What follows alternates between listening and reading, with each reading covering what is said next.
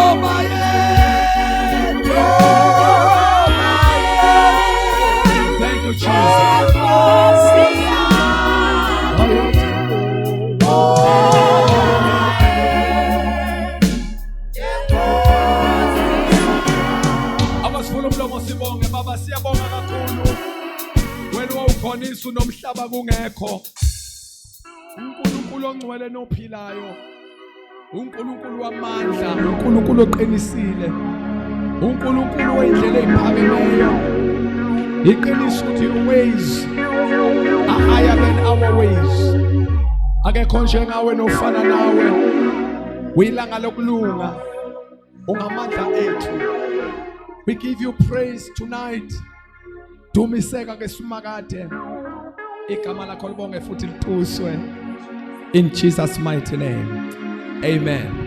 Ngicela ladies and gentlemen ifisa sihlanganise izandla senze umsindo omkhulu wendumiso sidumisa uNkulunkulu ohamba nobaba nisesontweni funa senze umsindo omkhulu and welcome our father the bishop himself the general our senior our mentor uNkulunkulu umuntu asigcobele yona engagcobelanga nje iqeqeba for but i generation yonke the whole continents bathanda I experienced the grace and the power uNkulunkulu awabeke phezulu kukababa. Ladies and gentlemen ngicela shaya isandla kakhulu and welcome our father ngegama lika Jesus. Come on, come on, come on, let's give God praise.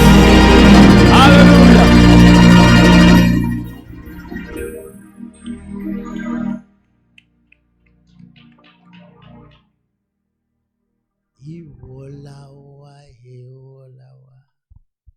Zithathele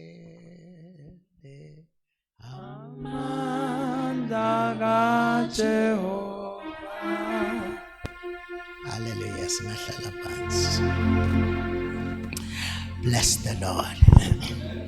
Angibingelele kakhulu ubaba umpostoli kanye nomama umpostoli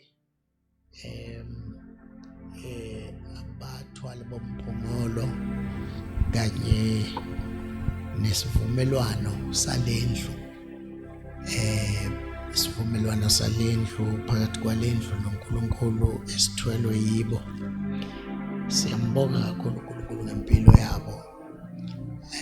Thina nomama siyabathanda ngazi nina. Siyanibingelela ke bazalwane bafundisi bonke egameni elihle nelinamandla lenkosi yethu uKristu Jesu. Amen. Amen. Lanje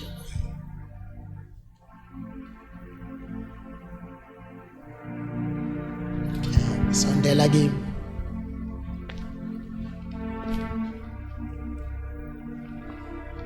Yes, uNkulunkulu kanibusise. Sinibingelele bazalwane kulesi sikhathi somthandazo, isikhathi leso kulungiselelwa ukusetshenziswa uNkulunkulu nokusebenzela uNkulunkulu. Isikhathi futhi la khona sirenewa khona impilo yethu ukuze izinto zonke uNkulunkulu azibeke kulonyaka for us sikwazi ukuzithola.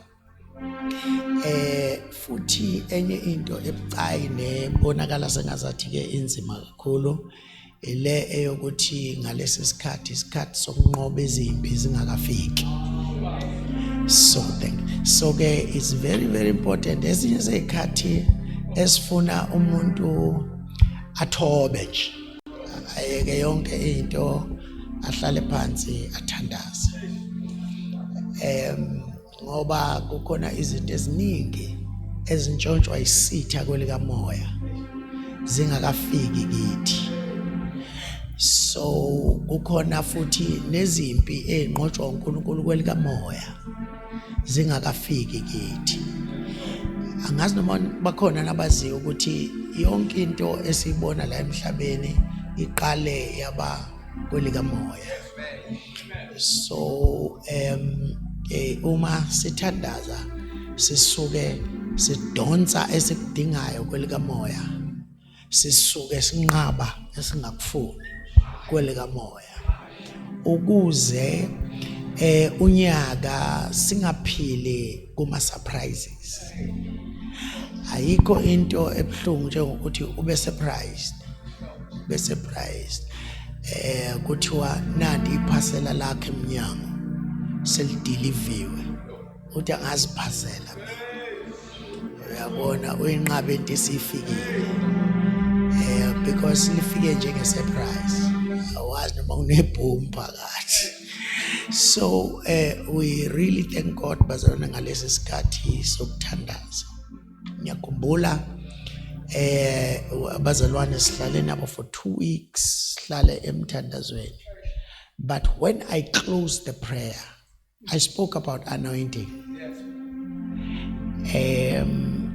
And then ngamemezela kwagcwala kwathi uthi ubaba uzikhali kuzoba khona inkonzo ye-anointing. You see, abanye abawu2 bafika bethi sifuna ukuyibona kahle le nkonzo. Nobaba uzikhali usephatha oyela. So mase befikile lapha enkonzweni bafike babona ukuthi hayi ugcobo into kamoya. Ayihlalanga ku cooking oil noma ayihlalanga ku olive oil. So I wish that namhlanje na singakhuluma ngayo ngenxa yokuthi sonke isikhathi bazalwane uma abazalwane sebelungiselela ukuya emsebenzini sebefinqa bayawadinga amandla okusebenza. Amandla okusebenza, powerful function. Ngoba ugcobo it's powerful function. Awukwazi ukufunctiona kanti awuqualifyele futhi akunikezwanga amandla okusebenza. Ake sifunde incwadi yesibili kaSamuel chapter 5 mama apostoli ngifike nomama nami namhlanje kodwa ngihlale ngifika naye angaze ngifike ngedwa bazalwane. Sizoqala ku verse number 17 2 Samuel chapter 5. Angithi niyangunderstand ama ngikhuluma kanje nje. Yes, ngaze ngivuthelana. Verse number 17, but when the Philistines heard that David had anointed, that the Philistine heard that they had anointed David king over all Israel, all the Philistines came up to seek David, and David heard of it and went down to hold. It's 2 Samuel chapter 5. Angithi sonke silapho bazalwane. 2 Samuel chapter 5. Is it second or first? All right. Nikhona ngaphela. Uverse number 17 angibuye ngapha kuleli ihumusho. Lapho amaFilisti sezwile ukuthi bamgcobile. Ake sithi bamgcobile. uDavide ukuba abe inkosi kwaIsrael. Onke amaFilisti enyuka ukumfuna uDavid. uDavid wakuzwa ukuthi uyafunwa. Wehlela enqabeni. AmaFilisti esefikile ahlakazeka esigodini samaRefa. uDavide wabuza uJehova wathi, ngiyakwenyuka ngihlasele amaFilisti na? Uyakuwanikela esandleni sami na? uJehova wathi kuDavide, yenyuka ngokuba ngiyakuwanikela impela amaFilisti esandleni sakho. uDavide wafika eBhali Perasimi. uDavide wawachitha khona, wathi uJehova ufohlile ezitheni zami phambi kwami njengokufohla kwamanzi. Ngalokho waqamba igama laleyo ndawo ngokuthi iBhali Perasim. Ashiya izithombe zawo lapho uDavide nabantu bakhe bahamba nazo. AmaFilisti abuya enyuka ahlakazeka esigodini samaRefa. Lapho uDavide ebuza kuJehova wathi yena awuyikwenyuka kwekwesa emva kwawo uwafikele malungana namajikijolo. Kuyakuthi lapho usuzwa umsindo wokuhamba ezihlokweni zamajikijolo usheshe, ngokuba kuyilapho uJehova eyakube ephumile ngaphambi kwakho ukuchitha impi yamaFilisti. uDavide wenza njalo njengalokho uJehova emyalile, wawachitha amaFilisti kusukela eGeba kuze kube seGezeri. Ngiyawathanda la mazwi bazalwane, athi kuverse number 24, athi ngokuba yilapho uJehova eyakube ephumile phambi kwakho ewachitha ukuchitha impi yamaFilisti.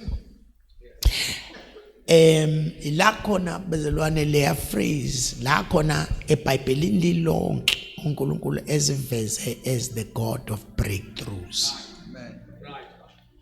Yeah, ukuthi breakthrough bazalwane kusho ukufohla kukaNkulunkulu abese baphambili abhekane nempi labo kuliwa nabo babe ngemuva. I-breakthrough kahle hle bazalwane akusikhona ukuthola imali. Yabo, i-breakthrough akusikhona ukuthola izindlu. I-breakthrough ila khona kufohla uNkulunkulu, afohle ahambe phambi kwakho kusengazathi uthi uma ungibona ngibhekele elandela, ngoba njengoba ngifohlela wena. Now kule ncwadi bazalwane ya kaSamuel ila khona kuvela khona ukugcotshwa kube kuningi. Lisekhona bazalwane, ugcotshwa ningi. Ku chapter number 10 encwadini kaSamuel okuqala sithola kugcotshwa uSaul. likhona bazalwane. Kugcotshwa uSaul. uSaul wayengafanele ngisho ukugcotshwa ngoba wayevela emndenini omncane okuthiwa umndeni wakaBenjamin. Umndeni ongabucinga ubukhosi ungabutholi. Kodwa uNkulunkulu mayesenqumile uya la obucingwa khona bungatholakali yena buthola. Kufanele siqonda lezi zinto masihamba noNkulunkulu ukuthi it doesn't matter ukuthi yini ejwayelekile ngale ndawo okuyo. Into ebalulekile ukuthi mayisefuna into uya kuleyo ndawo la ingatholakali leyo nto, yena afike ayithole. So ke uSaul uqhamuka kaBenjamin, ayikho ngisho emqondweni lento ukuthi ngake kube khona inkosi la. Uphiliphile ejwayelekile. Ngiyazi ukuthi singathanda ukuyispiritualize leyo kube sengazathi into enkulu. Uyabona ukuthi kulahleka imbongolo kuthunywa. Hamba ufuna imbongolo, akusiwo ngisho amakameli, zimbongolo. Nesekhona abazalwane. Kwakumuzi nje wembongolo. Ulo amuzi akisho khona imbongolwana.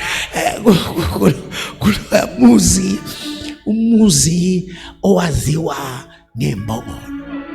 Uzuthola ukuthi lo kwakumuzi ongenalutho ngempela. Kuthiwa yathi inceku kababa wakhe ehamba naye yathi sesifune imbongolo sahluleka. Yathi asambe sofuna umuntu kaNkulunkulu. Uma esho njalo engazathi uthi uSaul uvelaphi wena oyovela encekwini kaNkulunkulu singaphethe lutho. Uyabona ukuthi this guy yayivela emndenini ungenalutho, yayingenayo ngishinto yokubeka phambi kwenceku kaNkulunkulu. Enye izinto nje ababefundiswe kahle abantu bakudala, ngisho ukuthi buyelani khona, kodwa ngisho ukuthi babefundiswe kahle nje ukuthi awuveli phambi kaNkulunkulu noma umuntu kaNkulunkulu ungaphethe lutho. So uyabona ukuthi kwakumuntu wayevela kulo mndeni ongenamali. Uyabona makulahleka imbongolo kuyakhathazeka. Uyabona abakhathazekeli zona inkomo, abakhathazekeli zona izimvu, bakhathazekela imbongolo ngoba sengazathi ingcebo nemfuyo yabo isembongolweni. So now uma ngizwe ngathi ifona into engiphushayo kanti angifune ukuphusheka. So lithi ke iBhayibheli lo you see uNkulunkulu wamgcoba chapter number 10 1 Samuel. Lithi bayisemgcobile wathi indlela isabuyele ekhaya kodwa indlela isiyakhuphuka. Uyabona, that is chapter number 10. Uthi le ndlela isiyakhuphuka, ukhona igaba zabantu ozohlangana nazo, ukhona izinto ozoyithatha kubo, ukhona izinto ongeze kuyithatha kubo. Kule ndlela yogcobo asithathi konke. Alright, kukhona esikuthathayo, kukhona esingakuthathi. iBhayibheli ke lithi wathi uzohlangana nabantu ababili bephethe imbuzi. Uhlangana nabantu ababili, omunye bephethe imbuzi, you know, bazokutshela ungayithatha imbuzi, thatha umlayezo wabo othi imbongolo ekade niyoyifuna seyitholakele. Wathi ubaba wakhe akasakhathazekanga ngembongolo manje, useyikhathazeke ngawe ukuze kanti kazi uyaphila yena. Kodwa nanku umlayezo uthi imbongolo zitholakele. Ngazathi isiprofeto somuntu leso. Imbongolo kade uyifuna zitholakele. Yabona uqobo lukwazi ukuthi luhlale phezulu kwakho lugijime liyofuna izinto zakho. Yabo uqobo luthi lubekwe la phezulu kwekhanda lube ligijima lifuna izinto ezalahleka kudala.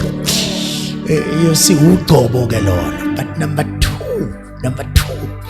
uthi ke uzodlula uzothatha umlayezo udlula ufice abanye ababili omunye phethe imbuzo omunye phethe iziko. Uthi ungabheki ngasembuzini, thatha izinkwa. Why izinkwa? Because izinkwa they stand for the word. Ngoba uqobo olungenalizwi angiphinde futhi iyadingeka ke lena. Uyabona umuntu egcotshiwe kodwa engenalo izwi angadlisa abantu utshani. Okay, angiyanizwa ngoba izwi lifike lithi akhona amandla kodwa awenzi noma yini. When unezwi uba ne-controlled power, awuhambi udedela amandla akho noma kuphi. Glory to Jesus. Glory to Jesus. Bazalwane, amandla akusiwo okudedelwa noma phi. Phinde futhi. Amandla akusiwo okudedelwa noma kuphi. Kukhona la kufanele khona uphule ekhona. Wabambe. Ngenxa yokuthi umwadedela alikhizwe lokuwabheka. Okay. Ngiyanizwa ukuthi niyasala kodwa khona siyahamba. Ayifuneki into yamandla engeza ukuthi masifune ezwini singayitholi. Kufuneka amandla ethi mayehla okungenana ngamana ngasebenzi kunokuthi asebenze ephumile kujantshi kamoya oyizwi likaNkulunkulu. Izwi likaNkulunkulu. So iBhayibheli ke lethi othatha ke izinkwa uyiyeke imbozo uphinde udlule futhi uzothola igroup yaba prophet. Uthi uzofika ungene nje nawe ube phakathi kwabo. Uthi mawusuphakathi kwabo amandla kaNkulunkulu umoya kaNkulunkulu uyokwehlela phezulu kwakho bese uyashintsha ube ngomunye umuntu. Uyoprofeta kanye nabo ushintshe ube ngomunye umuntu. Incwadi kaSamuel igcwele uqobo. But ku chapter number 16 ku 1 Samuel uzothola olunye udaba lokugcotshwa kukaDavid. uDavid ihlukile yoqobo lwakhe ngoba ugcotshwa ekhona ogcotshiweyo. Ihluke kakhulu kaDavid. But iBhayibheli state kahle mpostoli ukuthi mhla kugcotshwa uDavid umoya kaNkulunkulu wamshiya uSaul. Lithi iBhayibheli kwasengena umoya omubi kuye. Ingakho noma ngabe kuthiwa yini ogcotshela ukuyenza, yenza sure ukuthi ugcotshwe umi ezwini. Ngoba uma ukwaphuma ezwini uNkulunkulu uyaluthatha ugcobo phezulu kwakho agcobo omunye umuntu. Akwenzeki ke ukuthi kusuka ugcobo bese usala ungenakho okunye okunegative. Glory to Jesus. So uDavid ke bazalwane ugcobo lwakhe is very very different ngoba uDavid ugcotshwa ngoqobo okufanele ngabe luhleli phezulu kukaSaul. uNkulunkulu enye izinto eyenza ngihlale ngisaba phambi kwakhe noma ngabe senginesikhathi eside ngihamba ngoba uNkulunkulu uyakwazi ukuvele athathe ugcobo kuwe alinikeze intwana. avele nje alithathe kuwe anikeze omunye umfanyana la enkonzweni ongamboni. But uma uNkulunkulu elithatha wayelubuyisela endaweni yalo, because ugcobo lobukhosi kahle hle kwakungolwendlu yakwaJuda. So uma elithatha lapha kaBenjamin, uBenjamin uhluleke ukuphatha into yomusa, ngoba indlu yakhe bivele ingafanele. Wahluleka ukuphatha into yomusa. Wafika umnikazi wayo wayithatha wayibuyisela endaweni yayo. Kodwa mayiseyibuyisela wangayinika laba babefanele. Kuthiwa phela abafowabo baka David kukhona olokhuza awathi mabeqhamuka uyabona bephakamisa amahlombe, uyabona abantu abaphakamisa insimbi beqhamuka bephakamisa amahlombe, wathi wogcotshiwe uphambi kwami, wathi uNkulunkulu angibheki mina ngaphandle, ngibheka ngaphakathi. So uyabona ukuthi uNkulunkulu wayenza into ukuthi no, angizukulinika laba ababukeka befanele noma indlu ifanele, kodwa ngizonikeza umfana osembuzini. Ngizonikeza umfana osembuzi uzolandwa emvwini. Vele into azokwaziwa ngayo yikuthi ugcotshwe umfana onyanywayo oyiswa emvwini yedwa. Emvwini yedwa. Singakhotha amavesi amaningi bazana wayenyanywa uDavid. Elinye lamavesi lapha encwadini yamahubo ehlabelela uDavid, ubaba nomama bangilahla, uJehova wangixosha. Yabo indoda eyayingathandeki la ekhaya. Zikhona nezathu zakhona zisobala ukuthi yini eyayenza angathandeki.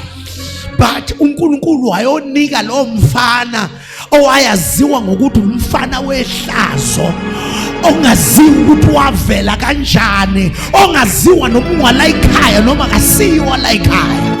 uNkulunkulu wabeka into yakhe phezu kwakhe. Yesu Paul ngelinye ilanga uma ekhulumela nje athi uyathanda ukuthi aphakamise izinto ezingelutho ukuze ajabulise ezinamandla.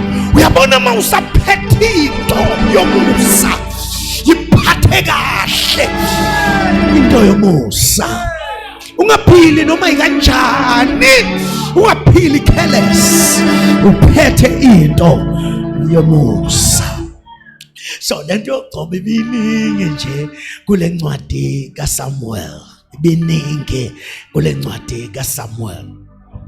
So uzobona ukuthi kwayena uDavid akawagcotshwa laphayana elandwa ezimvwini, elandwe emvini wagcotshwa. But umuya ku chapter number 17 and 18 uzothola ukuthi ngesikhathi esebaleka kwaya uJuda kanye no Benjamin bafike bamgcoba ukuthi abe inkosi yabo. But before that kweza amayiyana. Niyawazi amayiyana? Labantu abangabonakali kahle noma baphila noma baphili. Yabona amakhanda abo alapha ya noma lapha yana. Yabona labo bantu labo lithi iBhayibheli kweza bona amayiyana. Kusho iBhayibheli. Yabona uDavid, yabona ukuthi before kuza ama-elders abantu uqala amayiyana bafowethu. Yabo ugcobo lwakho lu-approve amayiyana before lu-approve abantu obizelwe kubo. Okay. Abanye abantu badonsa kanzima obizweni lwabo kanti kusafuneka babuyele lapha. Ayiyana. kwakazathi anikhumbule lento amayane. So now ngikhuluma nje ngizovala khona manje. iBhayibheli lithi egcotshwa izizwe ezithu. Uyabona ukuthi ugcotshwe endlini yakubo eqaleni. Wagcotshwa phambi kwabafowabo. Number 2, egcotshwa izizwe eziwu2. La sesifunda khona eyenza kusukume izithe ngosondonzima okusayizona namhlanje. Yabona njengoba belwa lapha eGaza Street. Kuseyizo lezi amaFilisti. La enza ukuthi uIsrael angahlali kahle. Kuseyiwo la umaFilisti. Now iBhayibheli ke lithi sengivala. Ngiyavala kwangempela. Mhlawumbe sizothatha 30 minutes kodwa ngiyavala. You see uma uDavid egcotshwa phambi kwabafowabo, edlula egcotshwa izizwe eziwu2. Uma uyibheka lezi zizwe eziwu2 bekufanele ngaba izwane. Ngoba ugcobo lobukhosi lwalandwa ngapha kaBenjamin, lwayiswa ngapha kwaJuda. Bekufanele izizwe ngaba zibhekana, uJese kanye noKhishi. Bekufanele ngabe babanga ukuba ubaba wenkosi. Ngiyazizwa ngihamba ngedwa. But this is something that is very important. Kuthe uma egcotshwa izizwe zonke zakwa-Israyeli, lithi iBhayibheli kwanyuka amaFilisti. Namhlanje ake sibheke ukuthi yini le amaFilisti ayilandela kangaka umenyuka ezolwa nomuntu ogcotshiweyo. Number 1, uma uzothola ukuthi ugcobo yini yokwenzani. Glory to Jesus. Yini yokwenzani ugcobo. The first time sibona lento yogcobo siyibona encwadini kaExodus chapter number 28 verse 41. Uma ubheka lapha lithi iBhayibheli uNkulunkulu ekhuluma noMoses uthi ngigcobele amadodana kaAaron ukuze aseve endlini yawo. So uma ethi ngigcobele ngoba kuyavela ukuthi abakwazi ukuseva kanti abakugcotshelwanga ukuseva. Nesekhona bazalwane. In other words, uma amaFilisti enyuke yolwa alwa namandla okusebenza. Isitha asinyukeli into engenamsebenzi. Kukhona into asuke ibone kuwe. Mhlamba ke ngikhulume namhlanje ebusuku kulendlu ukuthi ubona isitha uSathane namademoni ekulandela kukhona into ayibonile. Uyabona into yokuqala amaFilisti ayelwa namandla okuseva, amandla okusebenza. uSathane akabafuna abantu abasebenza. Funa sonke engazathi singafika sisonge izandla sihlale noma izinto ibheda kungabe bikhosi umayo athi mayithi nomunye athi ufuna ukuzoba athi ngube ubani mina. Kanti ugcobo lunyusa nabantu abangebani lubanikeza amandla okusebenza. And amaFilisti asebenza overtime kubantu abanikezwe amandla okusebenza. Yabo mawubheka le ncwadi uthi bagcobe ngiyababona banawo amandla enyama bakufundele ezinye izinto amanye ungaze ubabeke lapha ngenxa ukuthi uyi-CA asiphathele imali la inkonzweni uyi-accountant uthi no before ubabeke bagcobe ngoba ukusebenza la nokusebenza ebank akufani okwalapha kuyalwiswa uthi usebenza ubala imali yenkosi uyibona isebenza kanjani kube ubhekene namafilisti enkonzo. Angisho futhi every service noma yonke inkonzo noma lonke ibandla elinoqobo eligotshiweyo linamafilisti. Into yokuqala ayifunayo ukukhubaza amandla okusebenza. Sathanda uthanda sibe khona sisonke izandla sonke sifike sibukane sifike sihlebane omunye athi ucabanga ukuthi uyini ubani umuzwa lezo nhlebo nalezo nkulumo ubokwazi ukuthi amafilisti anyukile afuna amandla okusebenza. Kubaza amandla okusebenza. Mandla okusebenza. But you know bazalwane, I call that kind of anointing the anointing to serve. Ngoba awukwazi ukuseva usazizwa sengathi uwe. Ufanele ulahlekelwe uwe ukuze ukwazi ukuseva. Ngoba umuntu osevayo akusiyena ophezulu useva umuntu ophansi. Yingakho uJesu mayesezohamba uthatha abafundi babeka phansi bebuza umbuzo ukuthi ubani omkhulu kunomunye lapha phakathi kwethu, ubani ozosala ehola labantu athatha indawo yakho Jesu. Uthi uJesu hayi hlalani phansi abakhumule ilokhuza amasandazi abageza inyawo bonke.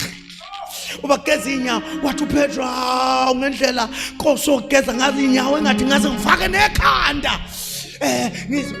Wathi hayi uzokuqonda lokho masinyane ngoba ofuna ukuba mkhulu embusweni kufanele ehle ageze inyawo zabanye.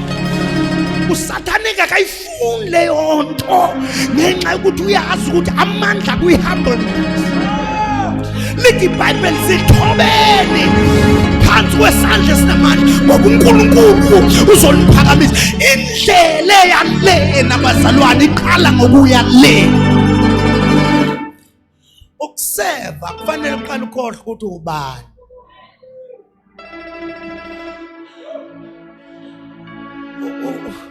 Ufuna usathane ukufika athi awucabanga iclass lakho kambe wena unayiphi degree yena abesethi uwe okufanele ngabe wenza ukuthi nokuthi la ikhotho ngenxa ukuthi wena you are more qualified. Kanti sasindiswa sinawo ama qualifications. Abanye bethu baba nawo sebesindisiwe. Ama qualifications awakwazi ukuseva. Yingakho bazalwane uma uzohamba ngama qualifications kufanele uthole ne job description ehambisana ne qualification yakho. Ya uyabona uthi uma wenza umsebenzi wakho wenza umsebenzi owuqashelwe. Uma ubona umuntu egqumela ngakuwe uthi kukwami la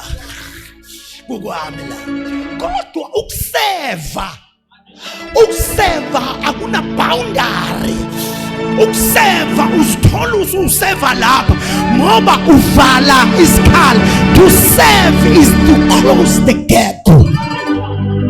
Angiphinde futhi ukuseva akusikhona to stay on your lane. Ukuseva is to close the gap. Ukuvala isikhala. awucabangi nje uma singaba yibandla ukuthi uma singena nobana vale silesa sikhala nobana vale lesiya nobana vale lesiya nobana vale lesiya kungabonakala ukuthi khona isikhala enkonzweni. That is to serve.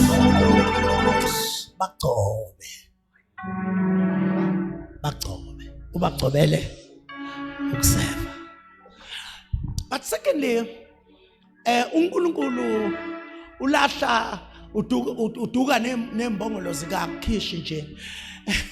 Ngoba zayiduke noNkulunkulu. Ngeke ukuthi umuntu uma igcotshwa bese ziyabuyela. Zaziduke naye. Wabondi ngeke ngithole le ndoda iwumnqolo thuma. Kama niyawazi umnqolo.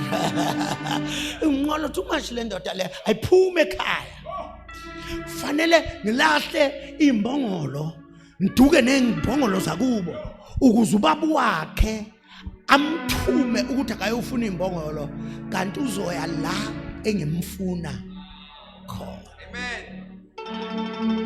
Ukhona akusizona zonke izinto ezimbi ezikwehlelayo. Ezikwehlela ngoba uNkulunkulu efuna zikwehlele. Ezinye izinto zikwehlela ngoba efuna wena usuke from your comfort zone uye la ozohlangana naye. uNkulunkulu ke mina sengimfunde kahle akajwayele ukutholakala ebukhosini. Uvama ukutholakala ehlane. uNkulunkulu akatholakala in a soft place. La khona othi sugar ushukela uze wathi kufuneka umemeze kungaqhamuki lutho azafike yena athi khomba idwala likhipha amanzi ngoba uyaziveza ngamandla uma kusehlane.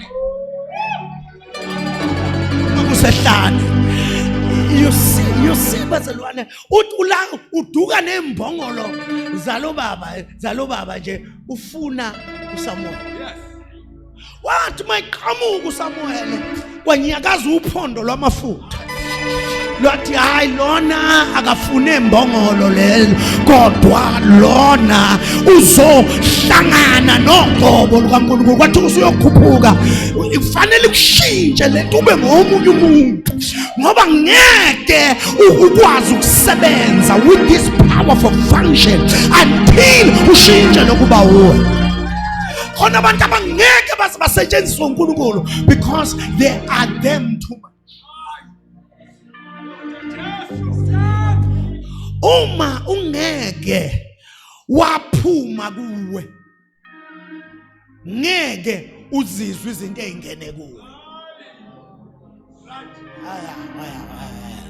So ingakho nje noma sihamba nawe enkonzweni sikubuka kahle ubona hayi lo usazoba nebanga elide azolahamba engezwa lutho ngoba unguye too much. Ugcwele yena ucabanga ngaye into ayenza uzenzela yena. Yabona nje lento yokuthi abazalwane banikele ngoba bekuthiwa sifuna ukwakhela. La nto le ayivezi abantu abamaziyo. Ayivezi. Ngibona manje njengoba sakha. Praise God siyaqeda manje. Ngibona manje ngoba sakha. Uyabona enye izinto engiyibonile kukhona abantu abangatithe abangafuni uNkulunkulu. Itithe phela yokufuna uNkulunkulu. Funa yena nje. Ozoyifaka ungazi noma bazoyenza. You know kukhona abantu kodwa ngoba ngizisho lezi zinto ngazathi zisanganisa mina ngeke. Kukhona abazalwane abavula ama-NPO bathathe imali ofanele ngabe bazisa kuNkulunkulu ngqo bazifaka ama-NPO. Yini indaba efaka u-NPO ukuthi kuzovela yena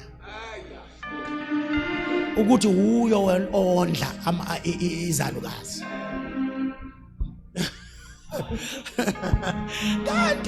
kanti ngokomthetho bekufanele ngabe ziza endlini kaNkulunkulu kube uNkulunkulu ondla abahluphekile. Manje angithembi kahle uthi umbuya awusaba nompostoli umbuya uthi umbuyazi uzoyisebenzisa kahle le mali. Kunomehluko ukufuna uNkulunkulu nokwenzela uNkulunkulu into. Ungamenzela ungamfuni kodwa ngeke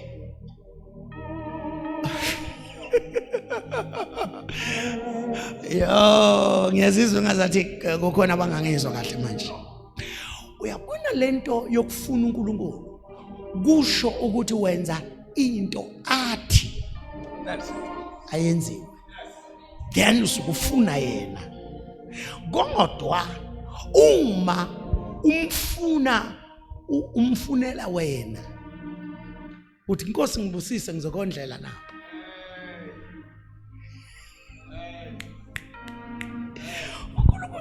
ufuna ukondlelwa yena. The truth is no, ngoba unali ibandla ufanele libheke abantu abahluphekayo. But uma ibandla kungekho lutho in the storehouse, kunzima ukuthi ibandla khona okwasibuza umbuzo. Close. Khona okwasibuza umbuzo wathi kambe mpostoli uma ngathiwa ibandla lelo liphetheyo lithuthile lapha elikhona lisebenzela khona manje, ukhona yena ongalikhumbula?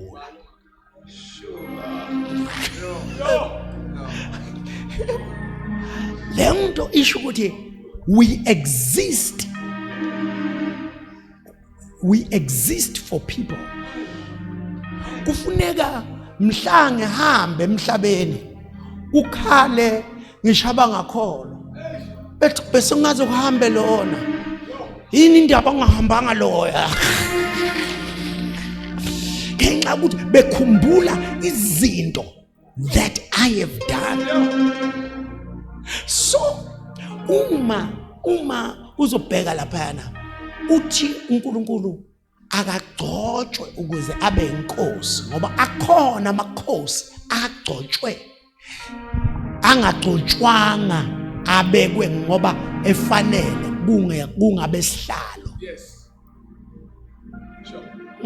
Kwenzeka kuhlala umuntu esihlalweni ongagcotshwanga.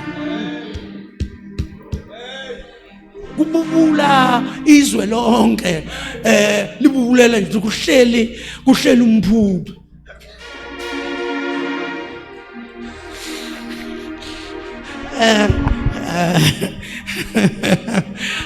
Uzukuthiwa isihlalo esikabani isihlalo, kodwa ubone ukuthi hayi akagcotshwanga lo hleli la esihlalweni, akagcotshwanga. Uyabona ke ma egcotshiwe engagcotshwanga uhlala nento azaphakama athi uNkulunkulu hamba ubulale konke, yena afika save okukhulupheleyo athi uNkulunkulu ngiyayithatha into yawo, ngiyayithatha into yawo. Because ugcobo lobukhosi, ugcobo lo-authority, ngiyeza ukuthi ebandleni we need that anointing like never before. Ugcobo lo-authority ngoba amademoni asesijwayele, amademoni sekusukuma noma ubani laphana kwi-social media akhulume kabi ngey'ngcebo zikaNkulunkulu azayithuke nokuyithuka. Sekufuneka manje the people of authority abazosukuma ngogcobo but thus says the Lord. Ugcobo lobukhosi, ugcobo lo-authority oluthi David ngenxa yokuthi ugcotshiwe akukho bhere elizoma phambi kwakho wena uzolidwengula, akukho ngonyama ezoma phambi kwakho wena uzoyidwengula, akukho Goliathi ozoma phambi kwakho naye uzomshaya ngetshe nje elilodwa umbeke phansi.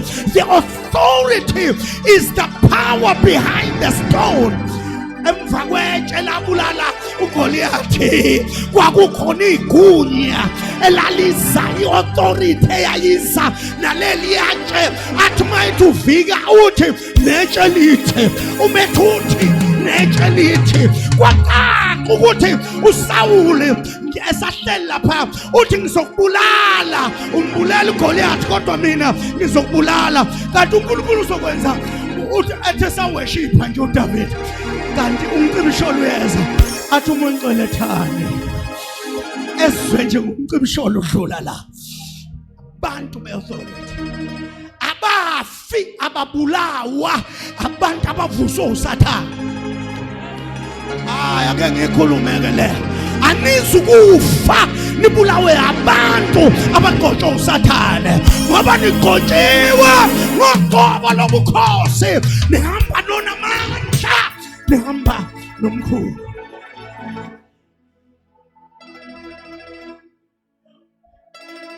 I call it ugcobo lobukhosi, an anointing with authority.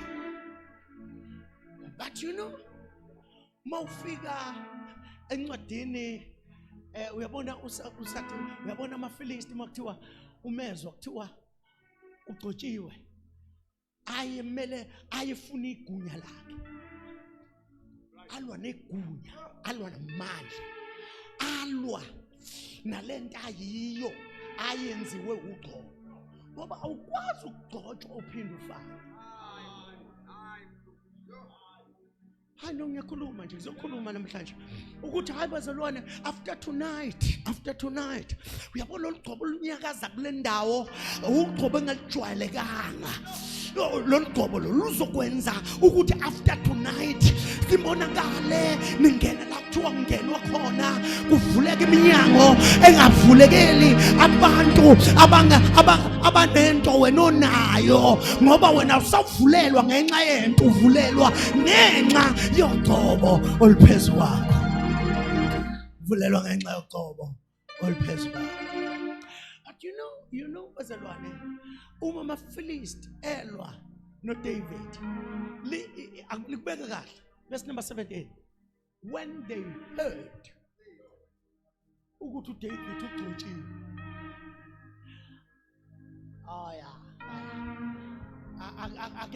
ake ngitshele lokho abanye njengabala ngizobhala you say uDavid engakagcotshwa publicly uGoliath wamthuka publicly. Yabona into yokugcotshwa emva kwezindlu on the closed doors yenza abantu bakuthuke bengazi ukuthi khona into eyenzeke kubo.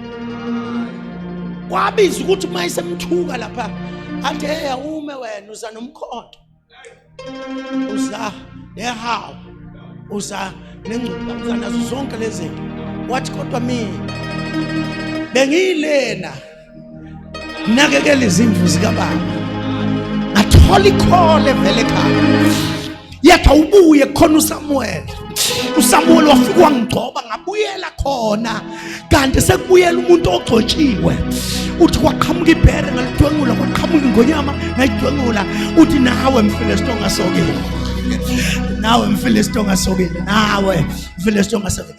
Ibalulekile ke le yokuthi mawugcotshiwe ungavami ukunqotshwa, right man, ngoba uma uke wanqotshwa uphazamisa amandla akho kuya phambili.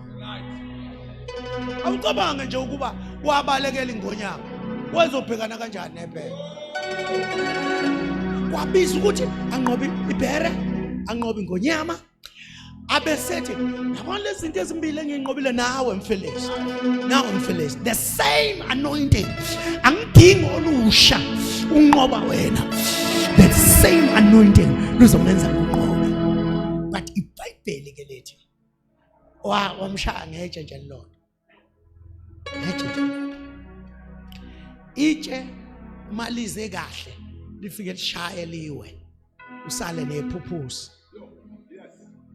sengikhuluma ngeje angikhulumi ngenhlamvu esibamba kodwa leli eliqhamuka esandleni sogcotshiweyo lafike lashaya langena kodwa ukuze ubone ukuthi akabulawanga itshe lithi iBhayibheli wawa ngobuso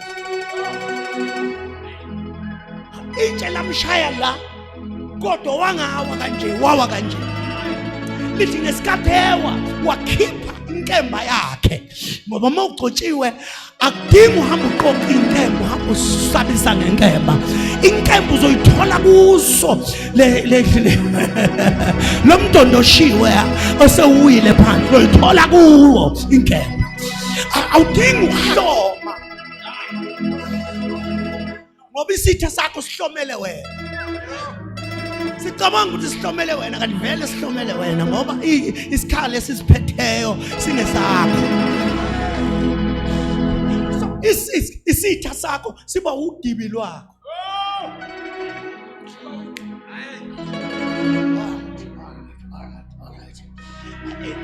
ngamanye amagama ayikho into oyiswelayo uma ugcotshiwe uSamson egcotshiwe bafowethu engaphethe lutho ese bathi kuza about 3,000 soldiers wabheka phansi wathatha umhlathi wembongolo owabola kudala ngoba kuwe into useless it becomes powerful uma ugcotshiwe uyabona umuntu ogcotshiwe ayikho into meaningless ungadayisa amagwinya uhambe ngeomoda no ngiyakhuluma ungadayisa amagwinya uhambe ngeomoda but hayi ngamagwinya nje kuphela hayi uthwele lo muntu kanti hayi uma ugcotshiwe even umhlathi useless but jawbone it becomes useful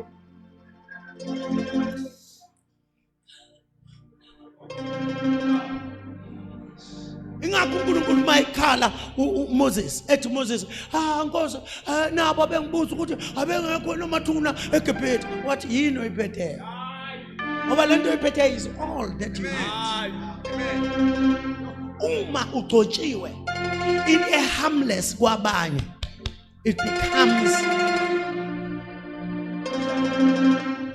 uyingozi kabi ungaphethe lutho angiphinde futhi mawugcotshiwe uba ingozi ungaphethe lutho uba ingozi ungaphethe lutho ngoba kufuneka abalwa nawe baqale bakline yonke indawo bathathe yonke imhlathe emdala bathathe yonke into ukuze usale wedwa because nento engenamsebenzi esandleni sogcotshiweyo it becomes too much dangerous. Can you tell somebody and say I'm dangerous?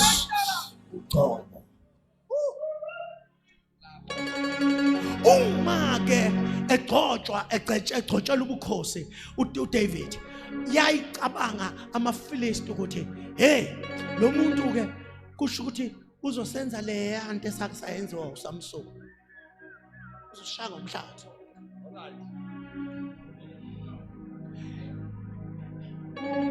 oh God oh yes angivale baba wami uma amaFilisti eza kuwe acabanga ngento eyakenzeka athi akuyaphinda asimqede khona manje ingakho nje mangusindiswa avele amaFilisti alesi sikhathi acabanga into eyenziwa uJesu ukuthi lona baze bathi bambulele bacabanga ukuthi bamqedile waze washo naye wathi kuphelile ngoba igama likhipha kahle hle ngelesiHebheru lithi kuphelile alisho ukuthi kufeziwe lithi kuphelile leli gama lithi kuphelile lisho ukuthi akusasele lutho konke sekwenzekile bona bayinterpreta ngendlela yabo ukuthi uphelelwe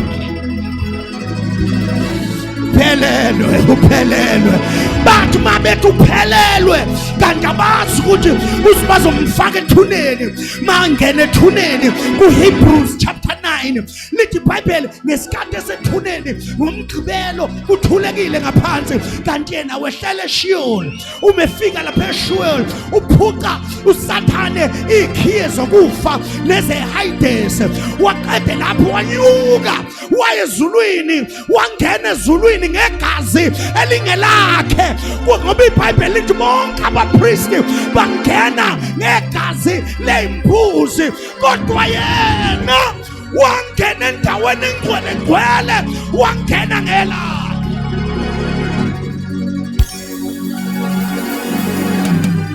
Uvuka ngesonto nje uqedile ngapha esihogweni uvuka ngesonto uqedile ezulwini njengoba eselapha umesethi ngiphiwa amandla onke ezulwini nasemhlabeni ngakho nina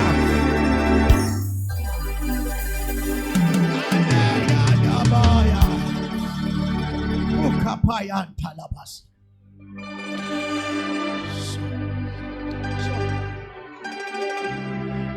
But there is something else. There's something else.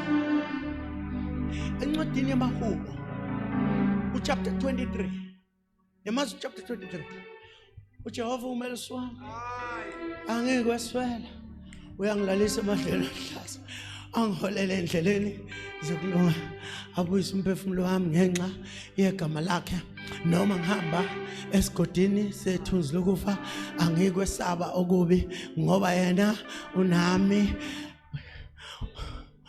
Ugcoba ikhanda lami ngamafutha indebe yami yaqhaqhima. Ugcoba ikhanda ke lithi ikhanda. Come on. Awuke uthi ikhanda. I'll say this nevertheless. Ngeke ngababona abantu bengenazo izandla kodwa bephila. Ngeke ngababona abantu benqamuka inyawo kodwa bephila. Ngeke ngambona umuntu engenaliso kodwa ephila. Ngoba umuntu uyakwazi ukuphila ngaphandle kwezinye izinto kodwa angikaze ngimbone omunye ikhanda ephila. Nisekhona bazalwane uma ethi ugcoba ikhanda lami uthi ugcoba impilo. Ikhanda limele impilo. Ugcoba impilo yami ngamafutha uthi indebe yami ayisoze yaba empty. Inkomishi yami yohlala igcwele ngenxa yempilo egcotshiweyo. Impilo egcotshiweyo igcwalisa inkomishi.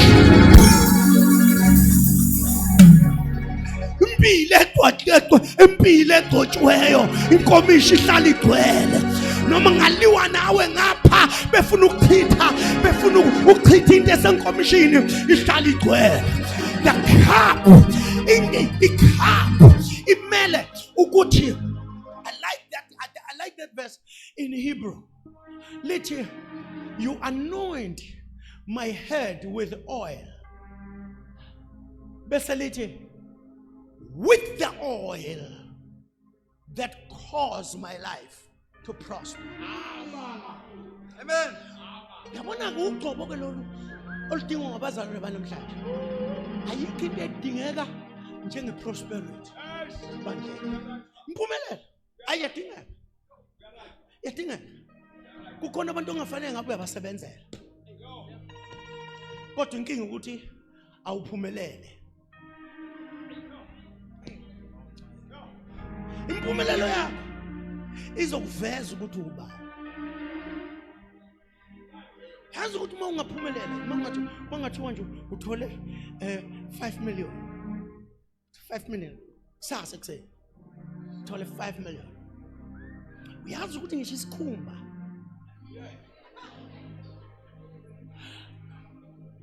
Kukhona ezinye izifo ezingavele ziphele ngaleso sikhathi.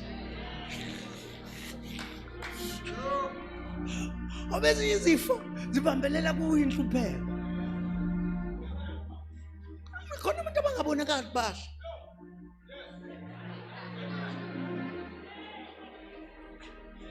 kodwa kabe mhle nje.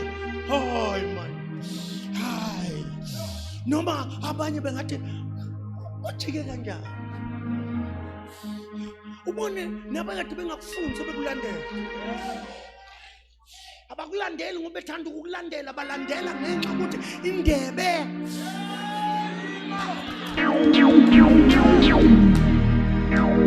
Ukuchithima kwendebe aqali kwi-degree. Ukuchithima kwendebe kuqala kwi-anointing.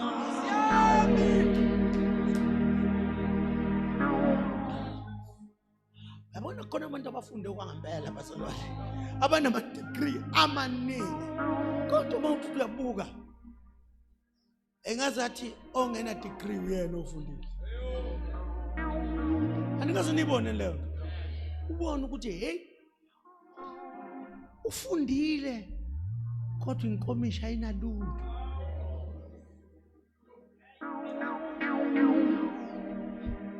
Uyabona ke uma Philistine ezwile ukuthi ugcotshiwe, ayazi ukuthi kwehla amafutha phezulu kwempilo, indebe izochichima.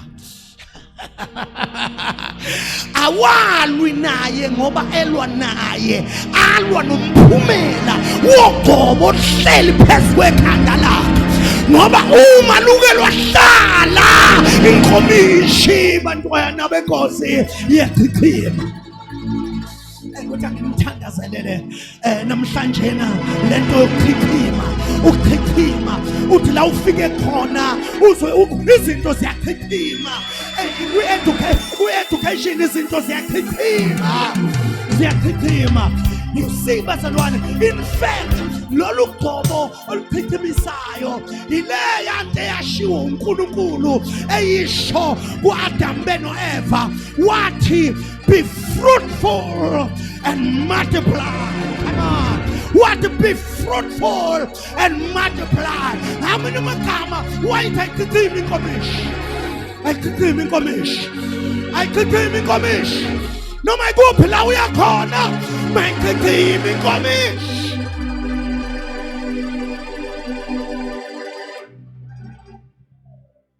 Bayiphendula oGalakajana. Bayiphendula. Bathi leli vesi bathi masebelihumusha bathi lithi zalanani nani.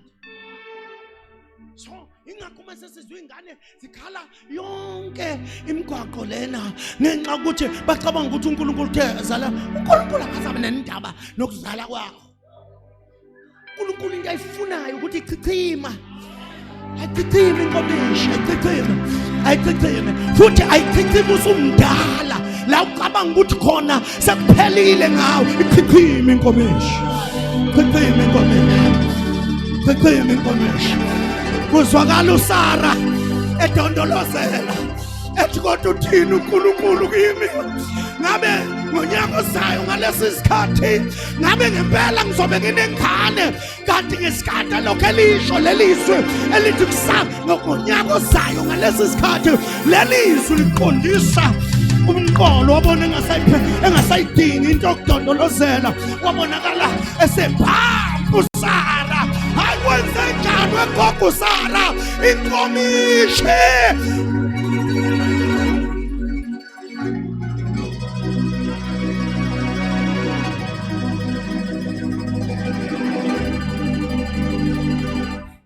Amafilisti ayayisaba into ezokwenzeka la namhlanje ebusuku. Ayayisaba. Bonke ababambe ngepoverty azobabona bephuma. Enye izinto amafutha ashele. Sithi noma indlala ithi kubambile ubonakale ushelela uphuma ngenxa yamafutha.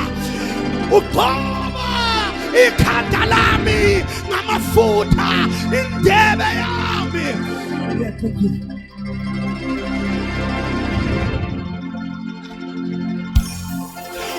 Ugcoba ikhanda lami ngamafutha.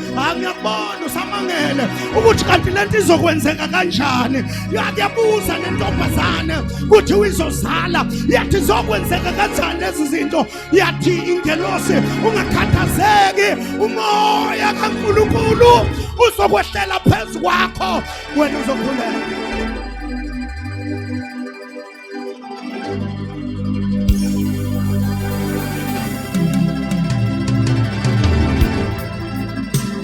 ugcoba ikhanda lami namafutha, indebe yami iyachitheka.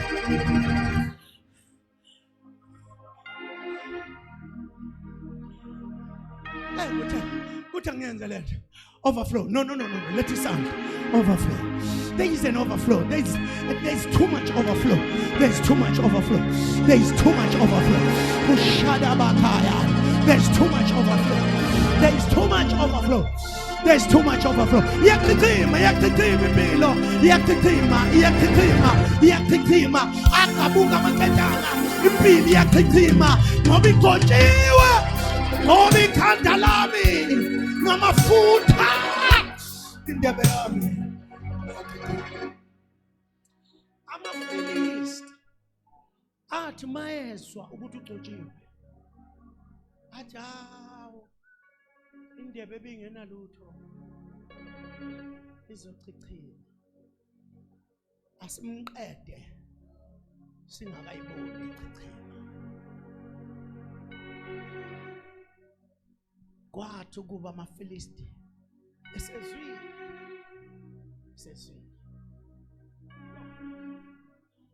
But there is something, bazalwane, that is so much powerful that I want to share with you. I want to share with you. Bese siyahamba. Ngiyazi ukuthi nihlale niphuma ngesikhathi. Namhlanje mhlambe nizothi uba late nyana. Lento yogcoba yamthanda umuntu obekezelayo. Amen. Thanda umuntu obekezelayo. Ngoba kuyenzeka ikhulunywe namhlanje iziyohlala phezulu kwakho ngoNovember. Qala ubonakalisa ngoNovember. Kuya ngokuthi ushesha kangakanani. Ukushesha kwakho ukukholwa. But mufunda uIsaiah. I think it's Isaiah chapter number 60 or 61. Ukhuluma umprofeti lapha. Uthi ngokuba isandla senkosi siphezulu kwawo. Ngokuba engigcobile ukuba ngishumayele ivangeli kwapha mpofu. Kwabanyani? Why ivangeli kufanele lifike kwabampofu? Ngoba kufanele indebe yenze njani? So ningalokho ningcwelisa ubumpofu. Yes. Yes. Khona amaculo engasawacula. Angikhumbuza ubuphofu. Noma ngequla amalele ikhona kuwe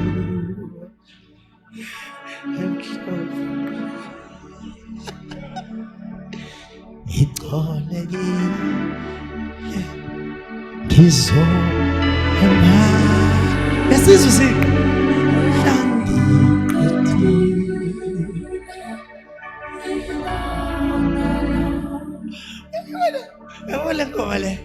inkuphuthu usize wayenesambulo wayenaso akumelene nesambulo sakhe inkomishi yayingenalutho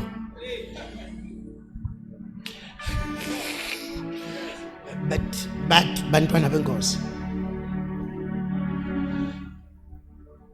ungaqhwaya nama nginika ingubo ikhona usile khanda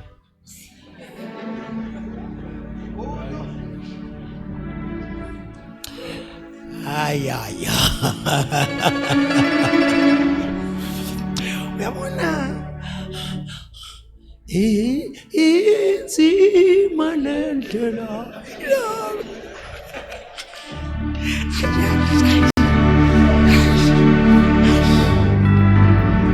uqobo nilwazi lwephula amajoke esitha.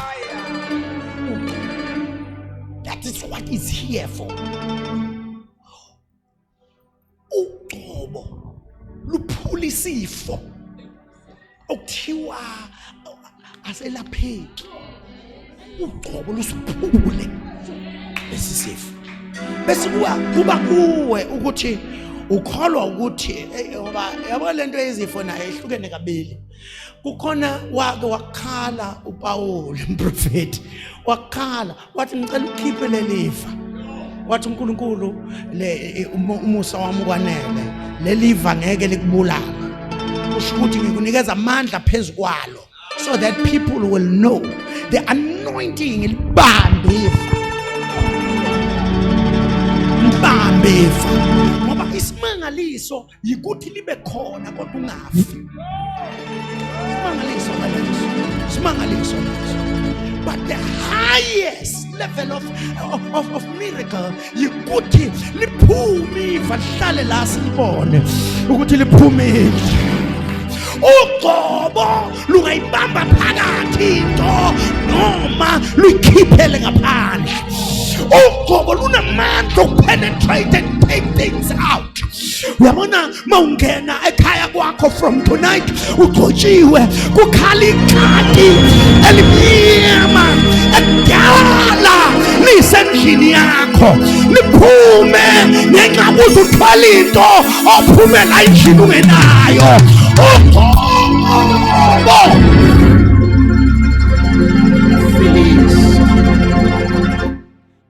Ngezwa ukuthi ugcotshiwe, ngingakunikeza izwi nje lokuqina ukuthi yabo zonke lezi inkinga lezi ezikulandelayo zikulandela ngenxa yokuthi zibona into kuwe wena ongayiboni.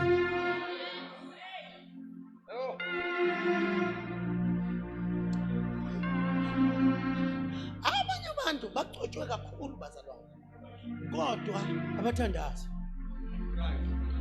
Kanti into enyakaza usugcobo ukuthi ulisebenze umthandazo nokufasta.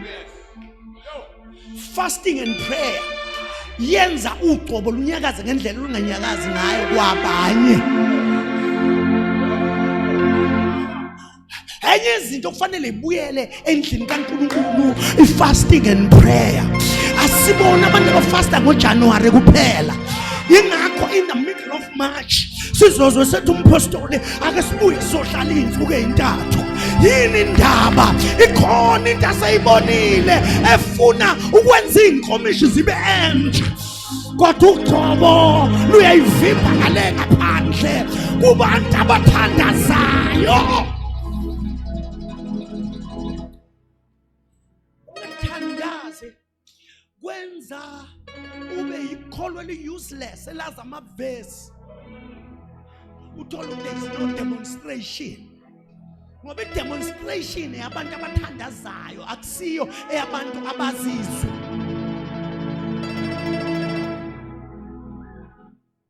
Khona abantu abazizwe ngohlobo olumangalisayo, but there is no demonstration, there is no blessing, there is no move, there is nothing. Kuba akho lutho ngenxa yokuthi wena ubamba uthi listen. Siyambonga uNkulunkulu wethu kodwa siyambonga futhi ngenhliziyo nokukholwa eyenza silikholwe izwi. Uma lethi khulekani ningaphesi. Lithi alukho lithi kukhona olunye uhlobo lwamadimoni olungaphumi ngenye indlela oluphuma ngokuzila ukudla nokuthandaza. Khona olunye uyabona uzoyishayela nje kulawo aphuma noma abantu besuthi, kodwa mawusukhala lenkonzo yokufasta uqala ube dangerous kulolu hlobo lwamafilisti olwazi the danger of anointing. Ubungozi boqobo luyingozi. Uqobo lwenza indoda yodwa ibulale amasotsha awu 3000. Uqobo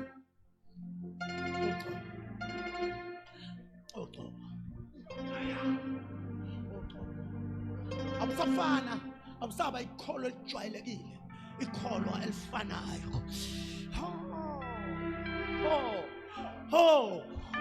Ngibona wahlabelela abapriest madoda bezungeza iJericho. Bahlabelela kwasho ukuthi uhlabelela abagcotshiwe ngalelo langa, wathatha worship team yabekwe eceleni ehlalilwa.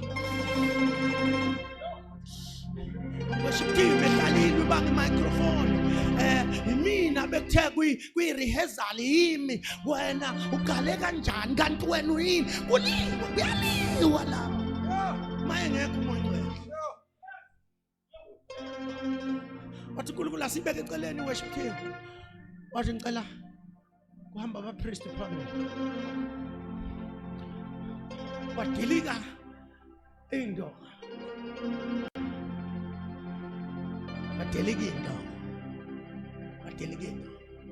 kanti mhla ibandla lonke livela ku fasting and prayer encwadini yesibili yezikroniki chapter 20 mhla ibandla lonke uNkulunkulu akabekanga abapriest ngalelo wathatha iworship team ngoba naye iqhamuka ku fasting and prayer ehlabelela kwazana izitha uqobo luyinkosi kabi kodwa msindisi wami Jesu inkosi kabi uqobo uyabona ngophuma inyoka eoffice okuthiwa ebekuthiwa izokugwinya enye izinto eyenza sibe weak thina abazalwane sidla njalo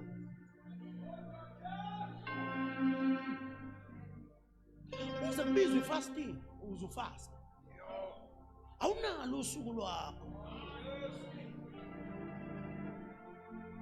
yakusuku uwe nje noNkulunkulu engekho amavesi ompostoli uwe nje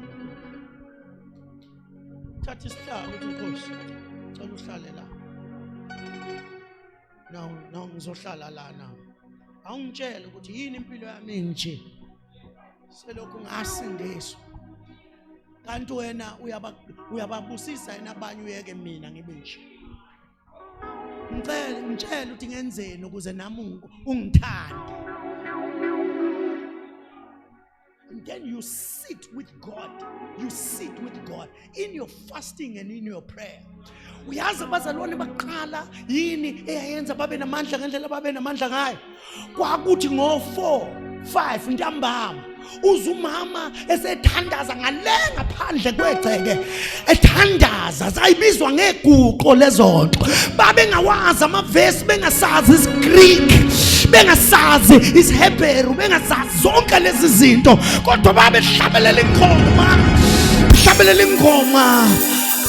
ingoma kwenzeka izinto. Let me tell you bazalwane ukukholwa siyakholwa nokusindiswa sindisiwe namavesi siyawazi kodwa uqobo alukho.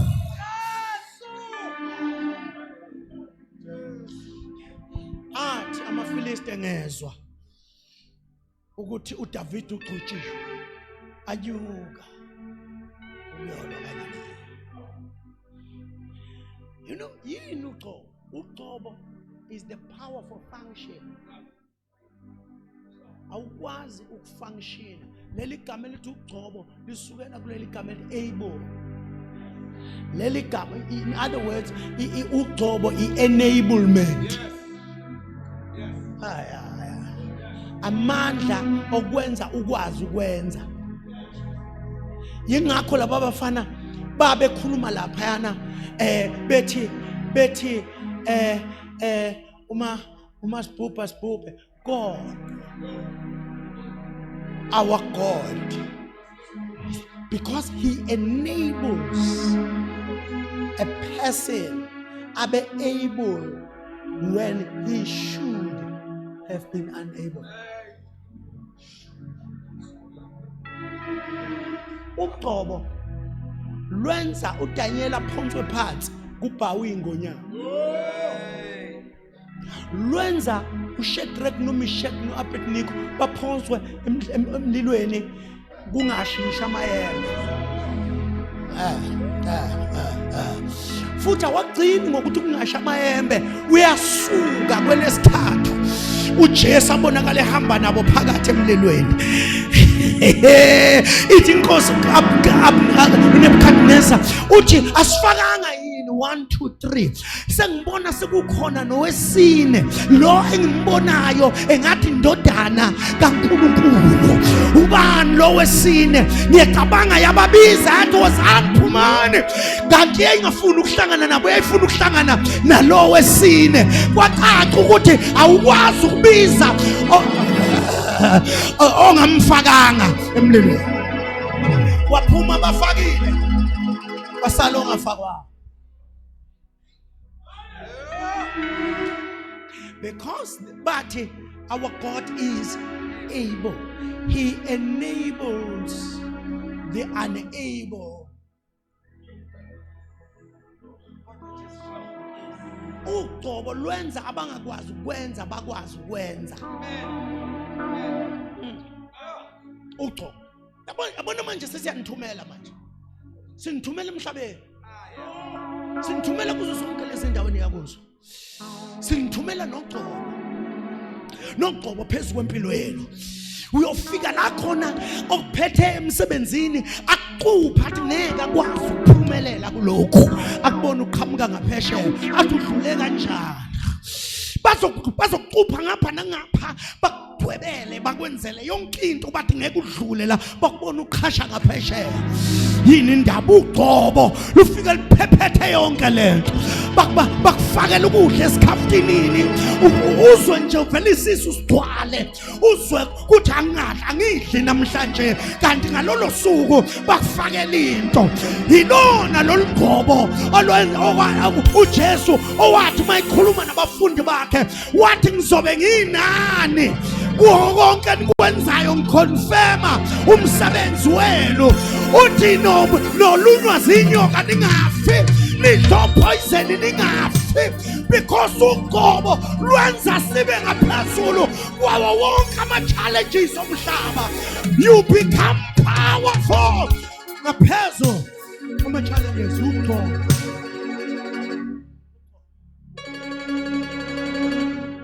satshwa ngabantu okufanele ngabe uyabasaba.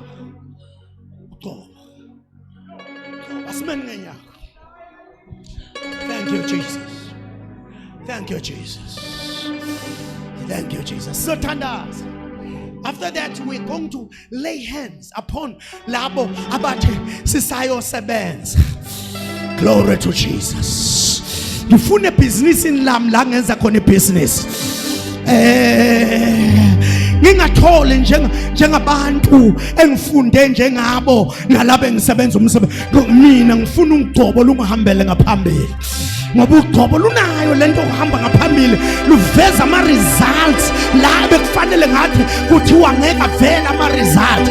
Uqobo it's about the result, the power to function. Uyabona abenza ugesi bazowenza bewugotshelwe. Abathengisayo bazothengisa begotshiwe. Abashumayelayo bazoshumayela begotshiwe. Abasebhizinisini bazoba sebhizinisini begotshiwe. Noshayelayo uzoshayela egotshiwe.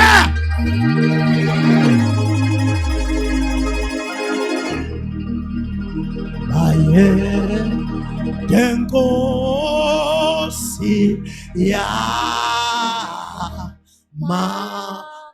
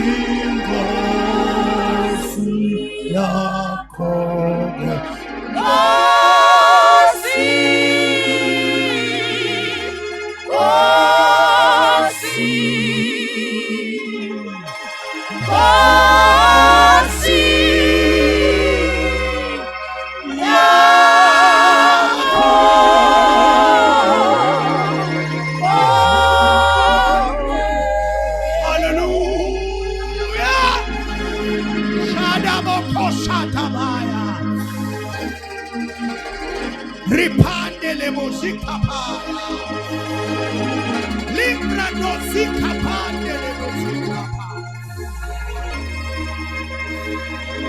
Ayada balika. Korobo shanda la basika. Lima suya la basika pande. Ropopo shatapa.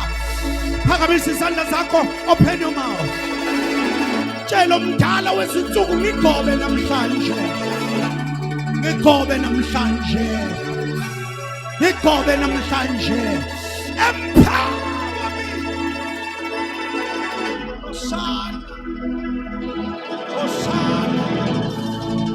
Hosanna. Hosanna. Hosanna. Hosanna. Unana mosuya la bazia. Rokopoposaya. Come on, get hold of him. Bambananaya, bambananaya. Bambananaya namhlanje ebusuku. Bambananaya, bambananaya. Egama lika Jesu, egama lika Jesu. Oh God, from the top of their head until the sole of their feet. Amandla okwenza, amandla okusebenza, amandla okukhabula ibopho zobumnyama, amandla aphilisayo, amandla akhipha izinto edlula abantu abakhipha izinto, kodwa uqobo.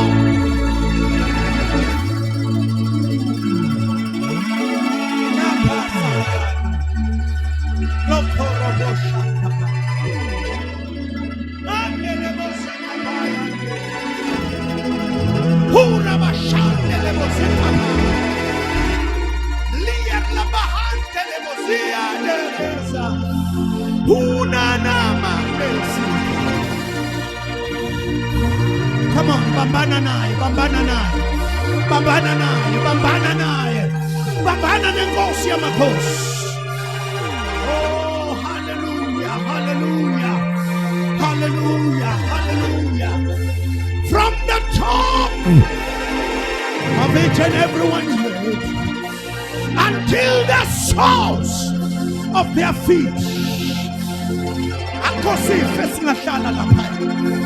Akukho mandla obumnyama angenza noma yini lapha. Ngegama lika Jesu Kristu akudingolosho ongahlala ekhaya labo. Ngegama lika Jesu Kristu siyabonga ukuthi ukholo olumayibuthe wezinto ezinhle empilweni zamangcwele. Siyathandaza namhlanje ngegama lika Jesu. Ngegama lika Jesu. Waze kwakuhle kulonyaka. Akabuka amaketanga. Ukuhluleka kwahluleka. Ngegama lika Jesu. Ukufa kwafa kulonyaka. Ngegama lika Jesu. Siyabonga Baba, we take our place. Siyabonga Baba, we take our highest place. Ngegama lika Jesu, ngenxa yegazi lika Jesu, ngenxa yensindiso, ngenxa yezwi lakho, ngenxa yokukholwa, ngenxa yogogo. Ngegama lika Jesu. Oh.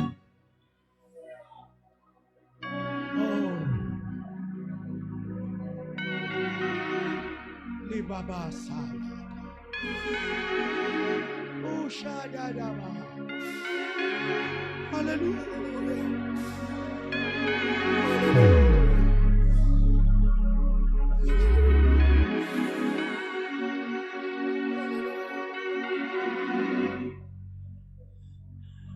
Sibulala ukufa Nkosi.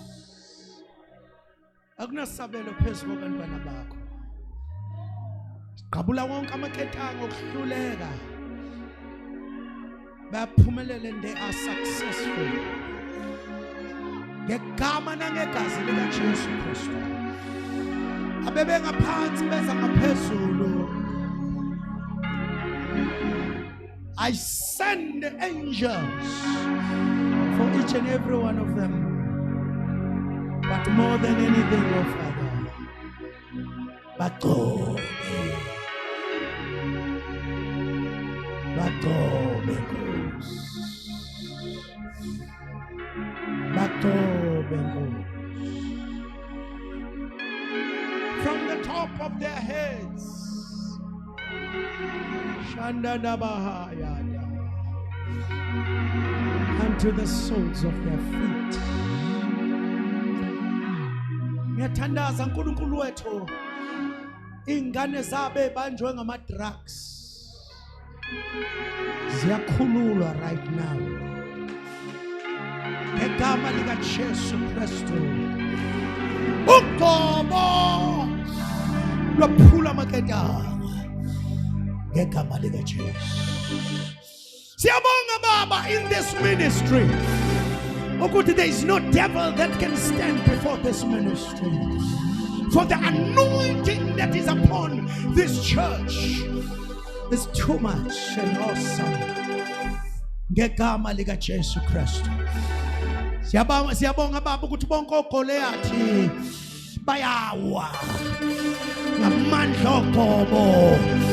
Amakhanda abo siyawanquma ngegama lika Jesu. Nogoliathi abathunyelwe ukuma phambi kwaleli bandla ukuba lingabi nama-millions babathona amandla bayawa namhlanje bayawa.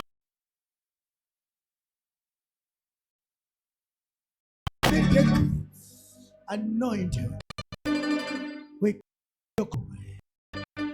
Sivala ukufa ukuthi angabibikho konyaka umzalwane esoya amathuneni ngenxa yakhe.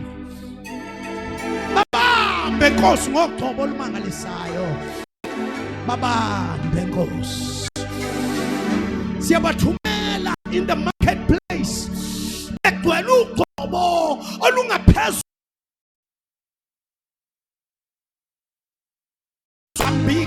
elandwa yonke indawo. Ngamandla baphakama abagcotshiweyo. Baphakama abagcotshiweyo. Baphakama abagcotshiweyo. Oh shada bokhosa. Baphakama abagcotshiweyo. Baphakama abagcotshiweyo. Siyabonga babothona ngegama lika Jesu. Sandla sa I declare promotion upon promotions. I'm a promotions.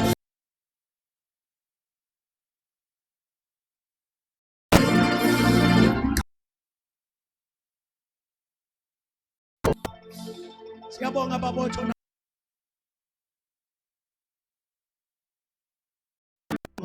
sithi mana njalo ke Nkosi. Bagobe. Bagobe.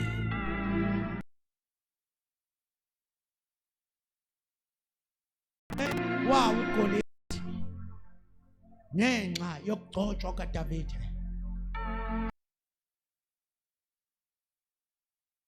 Ungcwele ibandla maliphakama.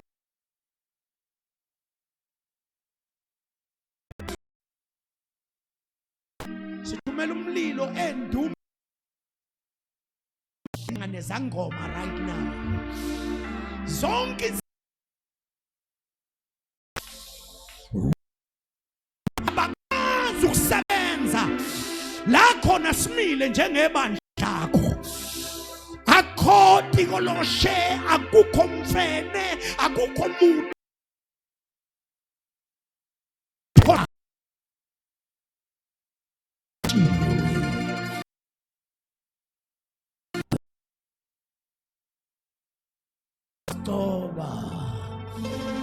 What's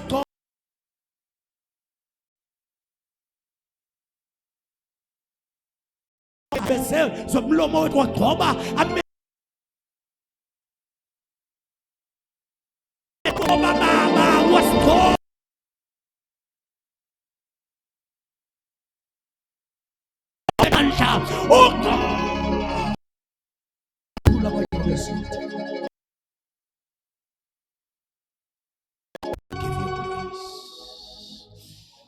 We give you glory. Thank you, Lord. I feel like laying hands on somebody.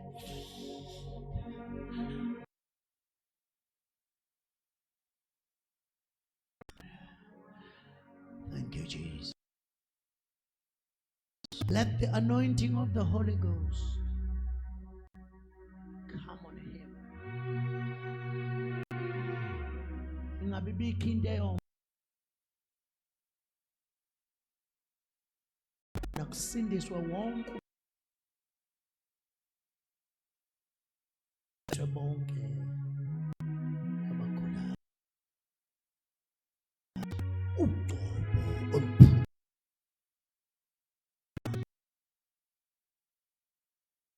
umsebenzisi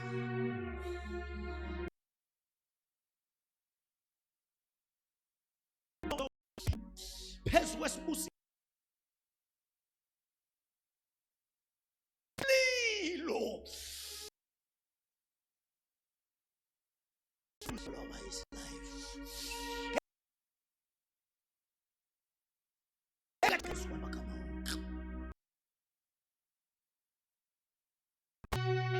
Ukuthi uNkulunkulu wethu akasezuphinda thinta izinto ngezandla.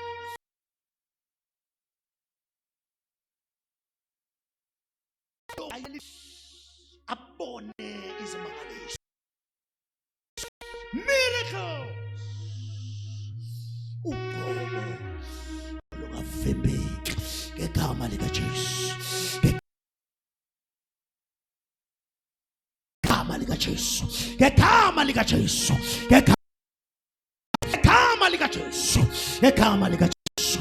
Ngegama likaJesu. Ugobo oluphula amajoke esitha ngegama likaJesu. Ukhaphande lebozika klokorobo shata baba.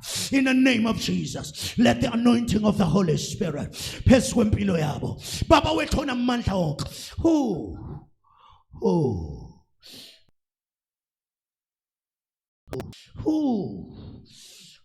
My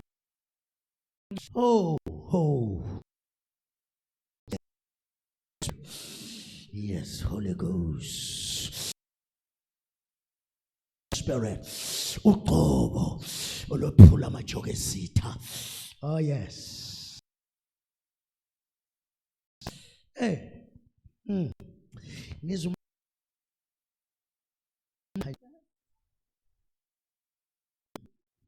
the same fire uatheka onke ama-attackers akho right now. uNkulunkulu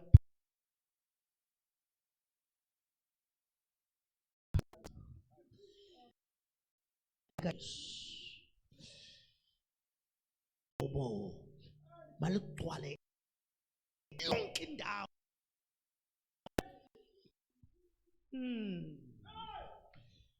Ropo yabaya.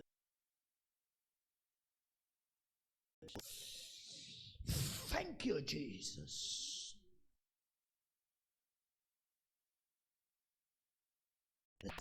uNkulunkulu wethu ongcwele, I see honor in your life.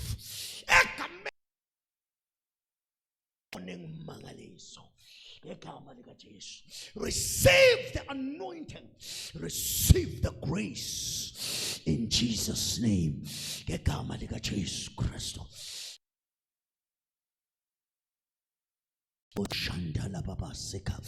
In Jesus.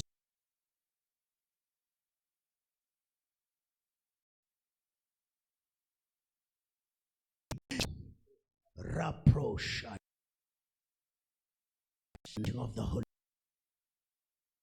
emathanjeni ezandleni everywhere, let the anointing of God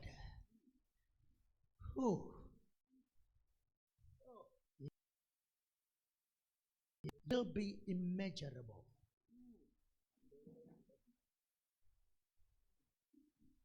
Awuyi kuba nantaba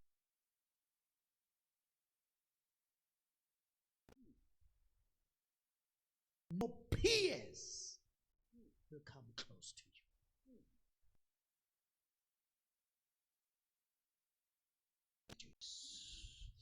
Ngegama likaJesu.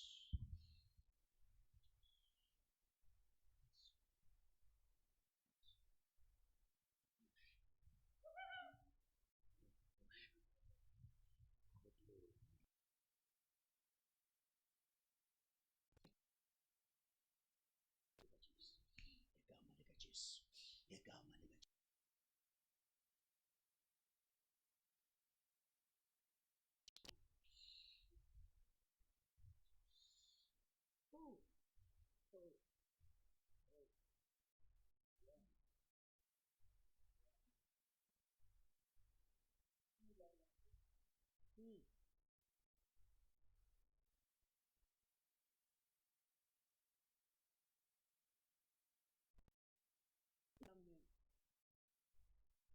Sort your life.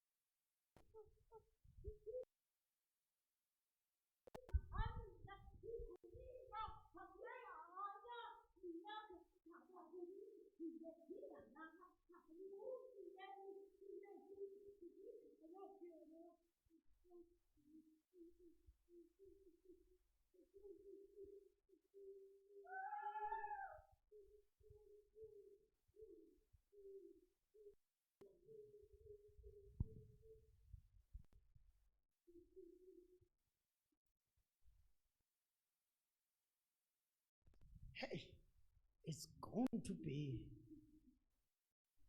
izipho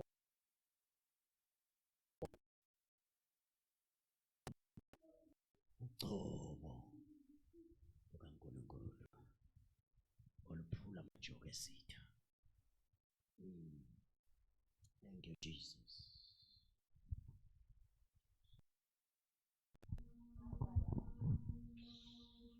Ropopopoposaya. Live.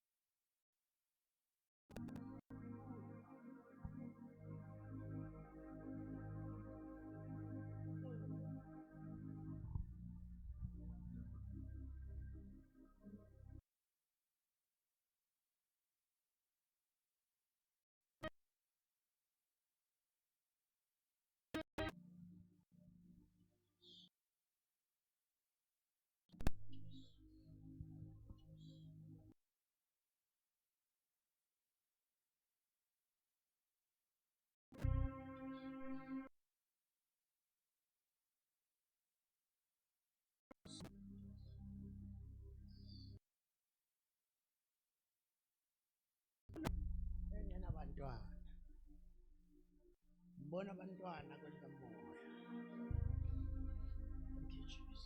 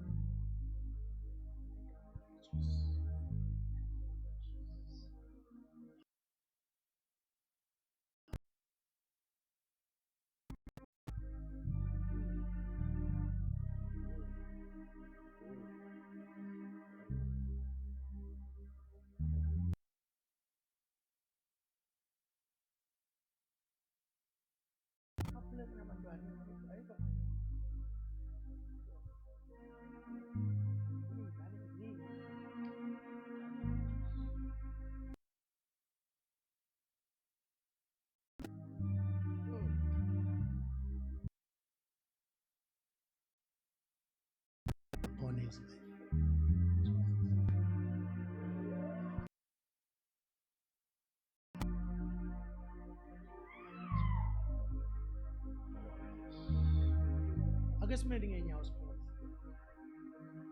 Siphakamise izandla sivala amehlo.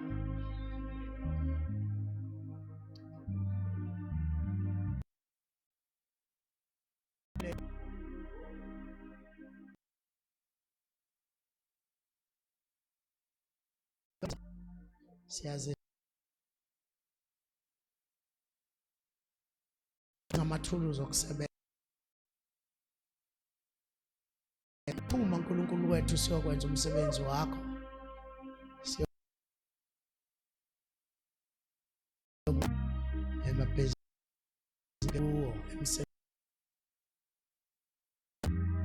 Baba wethu onamandla wonke, we need amathuluzi avela ezulwini.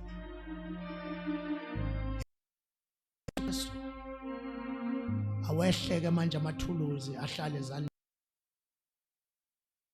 naloyana. Kuthi ugcobo lophula amajoke esitha.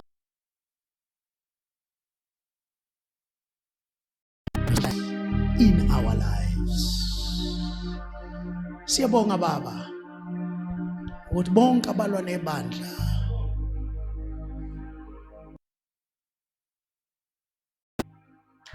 lonyaka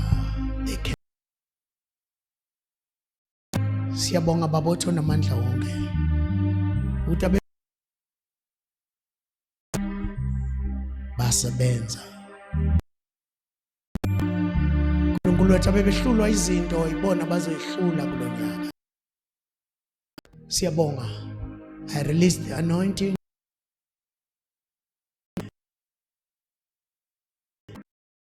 I see God testimonies. Clara.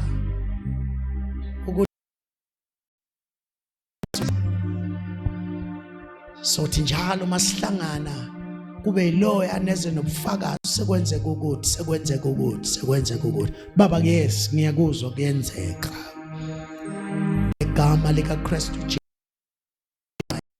Let the anointing of God cover them all.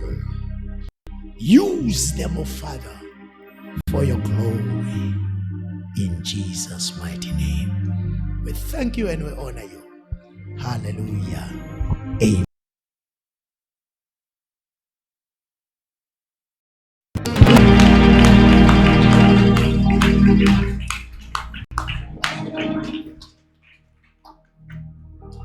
Awesivula umlomo sibonge Nkosini. Lezi zinto nje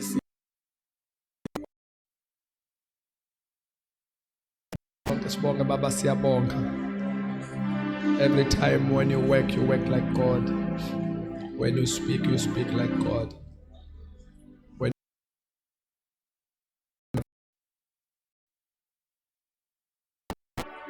Thank you for your grace.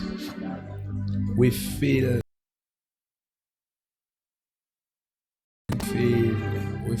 your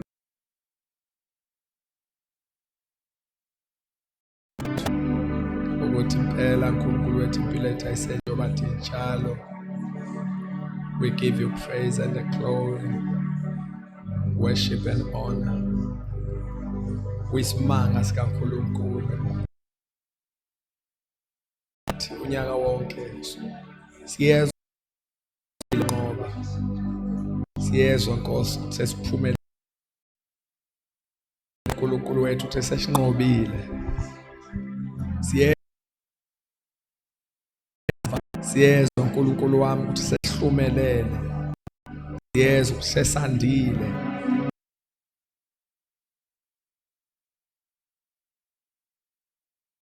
Yes Lord, siyezwa uthi iminyango isivuliwe. Siyabonga Nkosi. Siyabonga. Sikunikeza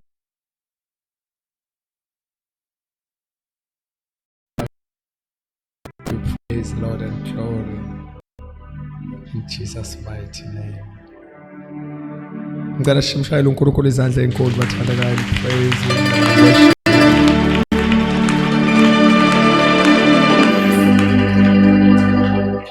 Sicela silethe umnikelo wokubonga.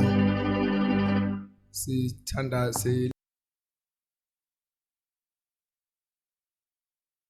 release a blessing. Thank you, Jesus. Come check your purse, your wallet. Come and give.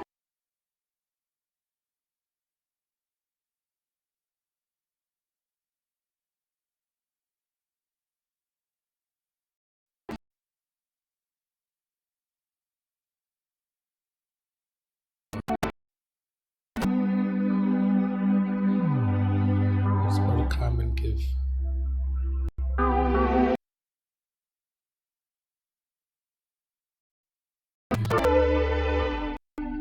Let's all